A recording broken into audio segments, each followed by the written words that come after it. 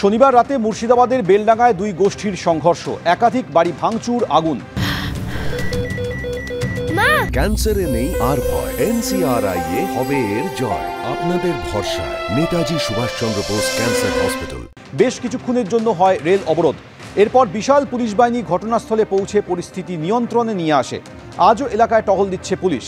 প্রশাসনের তরফ থেকে মুর্শিদাবাদ জেলা জুড়ে সাময়িকভাবে বন্ধ করে দেওয়া হয়েছে ইন্টারনেট পরিষেবা। এই ঘটনাকে কেন্দ্র করে শুরু হয়েছে রাজনৈতিক চাপানোতর। মমতা বন্দ্যোপাধ্যায়ের পুলিশ নীরব দর্শক, সোশ্যাল মিডিয়ায় মন্তব্য অমিত মালব্যর। বেলডাঙ্গায় কেন্দ্রীয় বাহিনী মোতায়েনের দাবি জানিয়ে রাজ্যপালকে ইমেল বিজেপি নেতা কৌস্তব বাগচির। বেলডাঙ্গার স্থানীয় মানুষের কাছে বিজেপি রাজ্য সভাপতির আর্জি, কারো উস্কানি বা প্ররোচনায় পা দেবেন না। একই সঙ্গে পুলিশ প্রশাসনের কাছে দ্রুত এলাকায় শান্তি ফেরাতে আবেদন জানিয়ে সোশ্যাল মিডিয়ায় পোস্ট সুকান্ত মজুমদারের। প্রশাসন ব্যবস্থা নিচ্ছে, আস্থা রাখুন।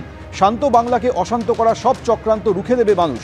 সোশ্যাল মিডিয়ায় পোস্ট তৃণমূল মুখপাত্র তন্ময় ঘোষের। শহরে ফের আক্রান্ত পুলিশ। রিজেন্ট পার্কে দুই গোষ্ঠীর সংঘর্ষ, মার খেল পুলিশ। গতকাল রাতের ঘটনা, বিস্তারিত জানবো, কথা বলবো আমাদের প্রতিনিধি পার্থপ্রতিম ঘোষের সঙ্গে। পার্থ, ঠিক কি ঘটেছিল এবং তারপর পুলিশের কি পদক্ষেপ?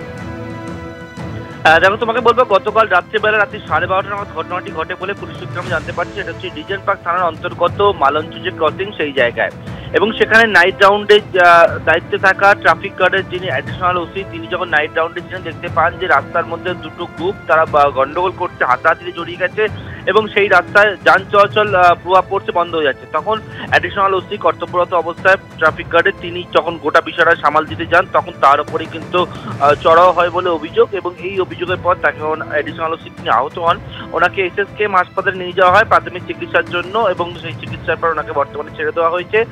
এবং তার পরবর্তীকালে তিনি কিন্তু রিজেন্ট পার্ক থানা পুলিশের কাছে খবর পাঠান এবং পুলিশ ঘটনাস্থলে ছুটে আসে এবং ঘটনাস্থল থেকে 3 জনকে পাকড়াও করা হয়। এবং পুলিশের তরফ থেকে যে অভিযোগ দায়ের করা হয়েছে সেটা যে সরকারি কর্মীকে কাজে বাধা, নিগ্রহ, মারধরের অভিযোগে এই 3 জনকে গ্রেপ্তার করা হয়েছে এবং তাদেরকে আজকে আদালতে পেশ করতে চলেছে রিজেন্ট পার্ক থানার তদন্তকারী আধিকারিকরা। ধন্যবাদ পার্থপ্রতিম। পরীক্ষা না দিয়েই সরকারি চাকরির পক্ষে সওয়াল শাসক নেতার। ভাঙড়ে এক দলীয় সভায় আজব দাবি করলেন শওকত মোল্লা।